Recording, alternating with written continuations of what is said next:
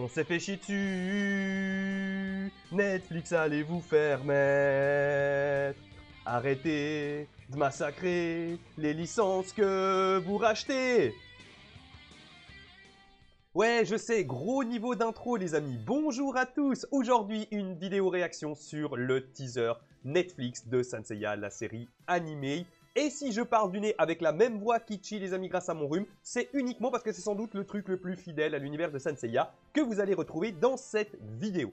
On va commencer et avant tout, si vous n'avez pas vu le trailer en entier, je vous invite à aller le regarder, il y a le lien dans la description. Matez-le vous tranquille en entier, c'est 1 minute 20 de pur bonheur. Ensuite, vous revenez sur cette vidéo, on analyse tout ça et on regarde pourquoi ils nous l'ont bien mise à l'envers. On va simplement s'arrêter à chaque fois sur le trailer parce qu'il y a beaucoup de choses à en dire. Ils nous ont montré beaucoup de choses en 1 minute 20 et beaucoup de choses très inquiétantes.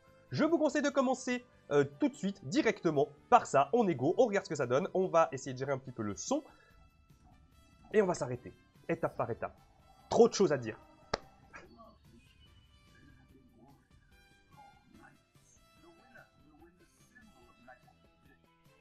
Ok, on va s'arrêter d'abord là-dessus, ça c'est juste pour noter la Pandora Box de l'armure de Seiya. Donc a priori, on est sur une méthode traditionnelle, hein. On a des Pandora Box, on retient. Et là, on va s'arrêter un petit peu plus là-dessus, les amis. Et on va s'arrêter là-dessus pour parler un petit peu de la qualité du design, du choix du design de l'animation. Bien sûr, on va le voir tout le reste du trailer aussi. La question que je vais poser un peu tout le long de ce trailer, tout le long de cette vidéo, c'est pourquoi?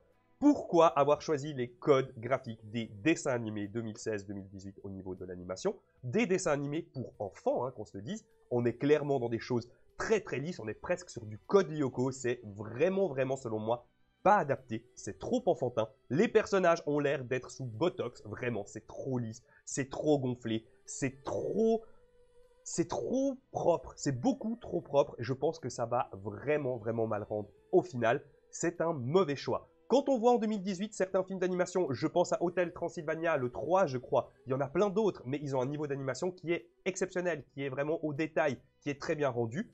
Et là, Netflix, pour une série comme Saint Seiya, nous sort un vieux graphique de dessin animé, qu'on se le dise, hein, 10-14 ans, environ peut-être avant, voilà, dessin animé pour enfants, ou en tout cas, ou pour jeunes, et ça annonce rien de très bon, hein, rien de très bon pour la suite, et vous allez voir que selon moi, tout cet argumentaire va être desservi tout le long du trailer.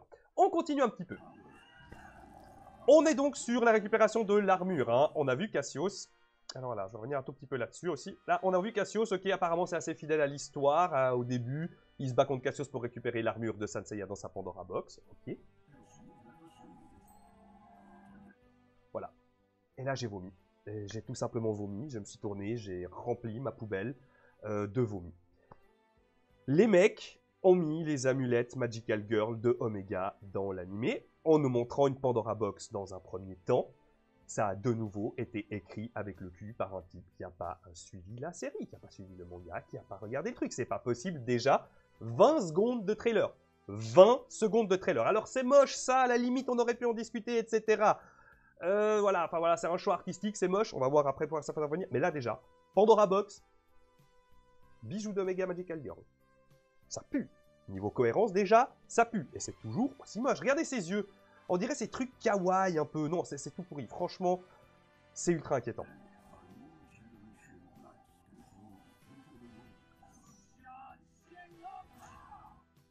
Je m'épose là-dessus. Je m'épose là-dessus et je vais revenir. Vous avez vu Seiya, vous avez vu Yoga, vous avez vu Shiryu. Il n'y a pas Shun. Il n'y a pas Shun. Et ça, c'est complètement volontaire de la part de Netflix de ne pas avoir intégré Shun en gros plan dans ces 4 Big Five. Iki, peut-être pas, c'est normal, il arrive après, etc. Là, il n'y a pas Shun et c'est volontaire parce que Shun, ça va être le gros flemme, hein, le gros truc. On va en reparler.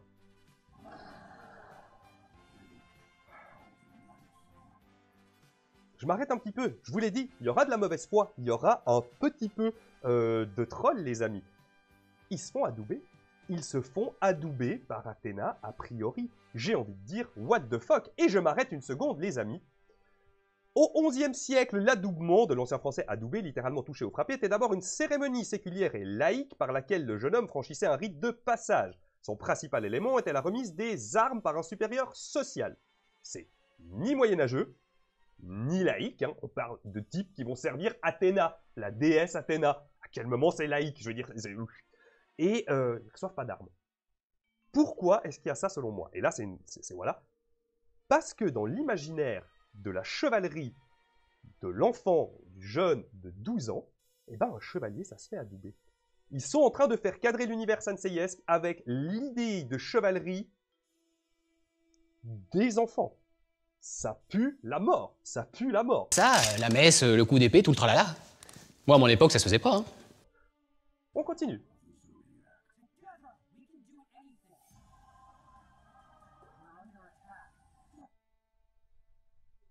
J'ai pas parlé du fait qu'ils n'avaient pas de casque, on va dire que c'est un choix artistique. Un hélicoptère. Ils se font maraver la tronche par un hélicoptère. Et l'armure du Sagittaire.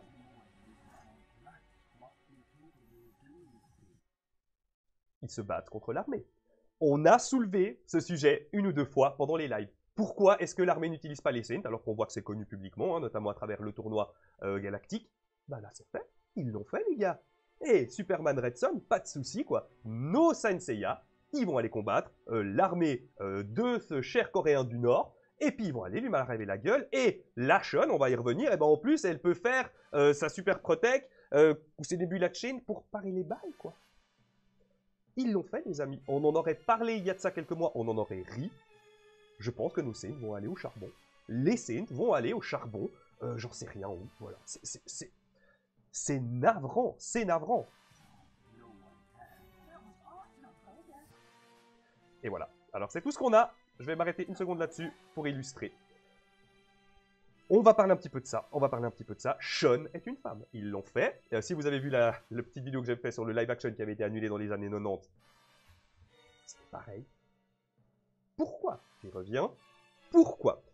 Netflix se sent dans l'obligation de faire du sociétal, et c'est pas pour rien que je choisis ce mot-là, dans la majorité de ses séries. Aujourd'hui, la présence d'un Shun féminin dans la série animée Netflix, c'est uniquement pour cadrer au code de 2018. Ça ne va rien apporter. Je pense à l'intrigue. Je m'avance un petit peu, je m'en fous. Ça va rien apporter. Ça va être moisi. Elle va être en mode méga badass, en mode Furiosa. Ça va être navrant. Et c'est pas fini. Il y a plein de choses. Je pose déjà la question aux fans. Comment est-ce qu'on va justifier l'absence de masque? Vous me direz, mais on n'a pas vu Marine. On va voir Marine qui a son masque. Pourquoi est-ce qu'elle ne l'aurait pas? Je rêve, au fond de moi, dans mon petit cœur, je rêve qu'il y ait une diatribe féministe, des dénonciations de je ne sais pas quoi, à travers l'anime de Saint Seiya. Du genre la jeune femme qui refuse de mettre son masque, ou j'en sais rien, enfin voilà. Ça, c'est pas fait pour le manga. Ça, c'est fait pour que le manga passe. Pour que les médias disent « Ouah, Netflix, ils ont super bien adapté le manga, regardez, ils ont même mis Shun en femme. » Non, non, ça marche pas, c'est pourri. C'est une grosse erreur selon moi. On est sur du quota. C'est pas justifié. Ça ne se justifie pas. Et la suite du trailer va nous le confirmer. Iki pète la classe. C'est Iki. Et ok. Les Black Knight en mode World of Warcraft. Je vais même pas m'étendre là-dessus. Les armures sont dégueulasses. C'est quoi cette espèce d'œil de Sauron au milieu?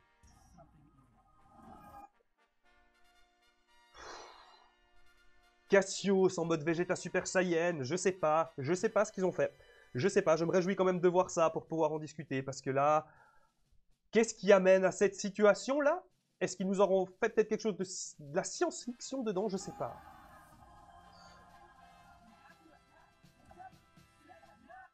Seiya, no! Sérieux, sérieux! Non, mais non, regardez, on dirait des Code Lyoko. Vraiment, je vois Code Lyoko. C'est moche. Même le Pegasus Ryu Senkei, il n'a pas la même intonation, tu vois. Il n'est pas Pegasus Ryu Senkei, il est Ryu Senkei. Ah non. Et là, on se dit, et ben voilà, on sait à quoi s'en tenir. Mais il nous confirme encore qu'ils ont fait de la merde. Alors c'est très moche, je suis désolé, c'est très laid, quoi. C'est pas beau. Mais on a Marine, on a la fameuse scène, brûle ton cosmos, ok, c'est épique, ça c'est du fanservice. Elle porte son masque, les amis. Shun va être le gros débat de ce Saint Seiya. Le pourquoi, la cohérence dans l'univers. Il y a Sampia Show qui sort demain, on est le 9, le premier épisode de Sampia Show animé qui sort demain, c'est justifié par d'autres choses. Et bah là, pourquoi Marine est là avec son masque? Kurumada Productions. Ça, j'ai bien aimé aussi. Toei Animation.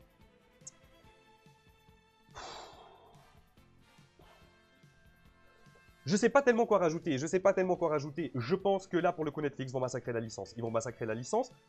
Ça a l'air bizarre. On nous parlait de l'arc des 12 sanctuaires. On voit les Black Knights. On a juste vu l'armure du Sagittaire. Moi, je pense que ce sera un espèce d'arc imaginé qui se passe avant les combats du sanctuaire, le premier combat du premier temple. Je sais pas. Je sais pas ce qu'ils vont nous faire comme micmac, comme gros mix bordélique là-dedans. Ce qui est sûr, c'est que déjà le choix artistique est pas bon, c'est pas beau, c'est beaucoup trop enfantin. Et je pense que c'est ça leur but final, c'est rendre quelque chose d'enfantin. Attirer un public enfantin et avoir, je sais pas, TF1 Fifou qui diffuse Sanseiya animé dans une année, en boucle, voilà quoi. Je sais pas, je comprends pas ce qu'ils ont voulu faire là-dessus, je comprends pas. Ils ont en tout cas pas voulu parler aux fans hardcore de la série, ça c'est sûr, parce que ils le savaient, et j'y reviens. Pourquoi en gros plan on voit Seiya, Yoga et Shiryu et pas Shun. Shun, on voit un quart de seconde que c'est une fille. Sur un plan, elle dit un mot et à la voix, on peut en être sûr. Pourquoi? C'est un choix, les mecs ils le savent. Ils le savent qu'ils vont se faire défoncer pour ça. Pourquoi? C'est tout ce que j'ai à dire. Pourquoi? Je ne sais vraiment pas, je ne comprends pas ce qu'ils ont voulu faire. Aller vers un public plus jeune, en se foutant de la fanbase hardcore, en se foutant d'une fanbase moins hardcore, mais plus globale, qui aurait pu apprécier, mais qui sera repoussée parce que dans 20 ans ou dans la trentaine, aura pas envie de se taper des graphismes comme ça tout moches, des animations comme ça toutes moches. Je dirais bien, je demande à voir pour me prouver que je me trompe clairement. J'aimais vraiment beaucoup de doutes là-dessus. Je pense que ce sera une sombre daube. L'avenir nous le dira, c'est en été 2019. On va suivre ça de très près. Et puis voilà, j'avais envie de vous en parler malgré le rhume, malgré la voix d'Itchy. Et puis je vous invite à vous abonner, à lâcher un petit like et à partager la vidéo si elle vous a plu. Je vous dis à très bientôt, passez une bonne fin de week-end et une bonne semaine. Ciao tout le monde!